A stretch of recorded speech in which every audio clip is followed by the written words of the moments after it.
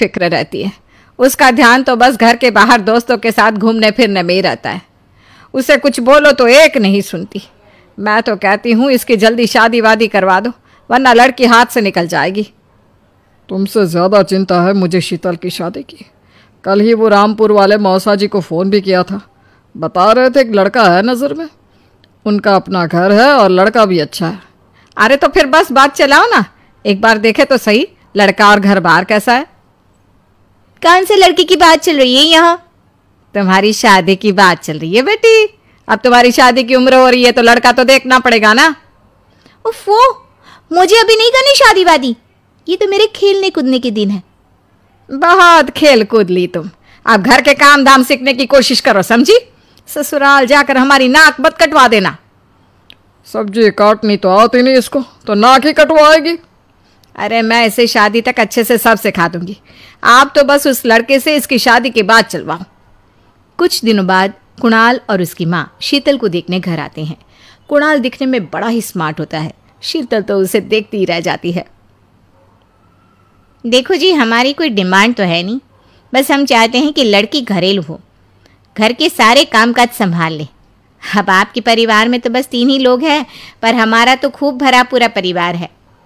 बाकी हमें लड़की के घूमने फिरने दोस्तों से मिलने से कोई दिक्कत नहीं है।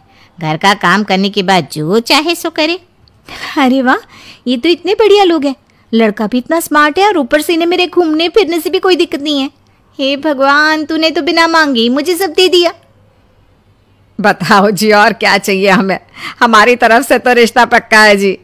बस फिर तो हंसी खुशी शीतल और कुणाल की शादी हो जाती है। शीतल मन ही मन बड़ी खुश होती है और उसी खुशी के साथ वो अपने ससुराल में कदम रखती है। आओ बहू, तुम्हारा अपने ससुराल में स्वागत है। ये मिलो अपने परिवार से।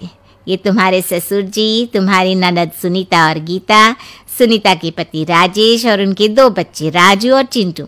ये ना हमारे साथ यहीं रहते हैं।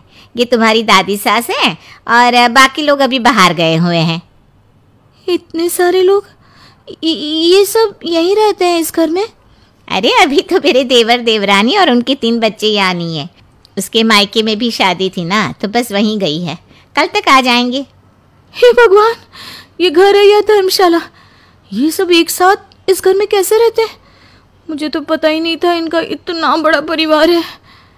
अब समझी कि कोई डिमांड क्यों नहीं की इन्होंने। ये सब चाल चले मेरे साथ। अरे बहू, खड़े खड़े क्या सोच रही हो? चलो अपने कमरे में जाकर आराम करो। जी माँ जी। अगले दिन शीतल का ससुराल में पहला दिन होता है। शीतल रसोई में जाकर सबके लिए खीर बनाने लगती है। तभी उसकी ननद सुनीता आती है। अरे वाह भाभी, आज क्या बना रही हो? बस दीदी, आज वो पहली रसोई है ना, तो खीर बना रही थी। अरे भाभी, ये खीर वीर रहने दो। घर में 4 लोगों को शुगर है और कुछ लोग मीठा ही नहीं खाते। आप ना सीधा खाना ही बना दो। क्या फ़र्क पड़ता है, मीठा बने या नमकीन, बस बहू के हाथ की पहली रसोई होनी चाहिए ना। जी दीदी, तो फिर मैं खाना ही बना देती हूँ। आप बता दो खाने में क्या बनेगा? बस सिंपल सी कोई सब्जी बना दो, जैसे आलू गोभी या आलू मटर, और उसके साथ रोटियाँ सेक दो। हमारे परिवार में अब तुम्हें मिलाकर पूरे 20 लोग हो गए हैं। 15 बड़े और 5 बच्चे। बड़ों की 6 और बच्चों की 2 के हिसाब से रोटी बना देना। चलो मैं चलती हूँ, सब देख लेना। हाँ, बड़ों की 6 रोटी मतलब कि 15 लोगों की 90 रोटियाँ, और बच्चों की 2 रोटी मतलब 5 बच्चों की 10 रोटियाँ। 90 और 10 मतलब कुल मिलाकर 100 रोटियाँ।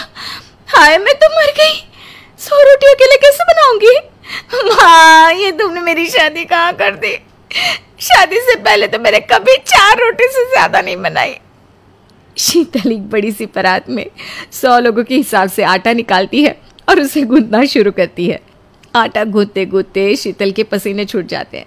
उसके बाद बारी आती है रोटी बनाने की। शीतल एक एक करके रोटी बनाना शुरू करती है और 10 रोटी बनाते ही अपनी कमर पकड़ लेती है। हाय, मैं मर गई।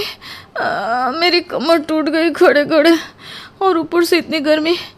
मैं 100 रोटियाँ कैसे बनाऊंगी? अरे भाभी, सब बाहर रोटियों का इंतजार कर रहे हैं, जरा जल्दी जल्दी रोटी सेक दो। सब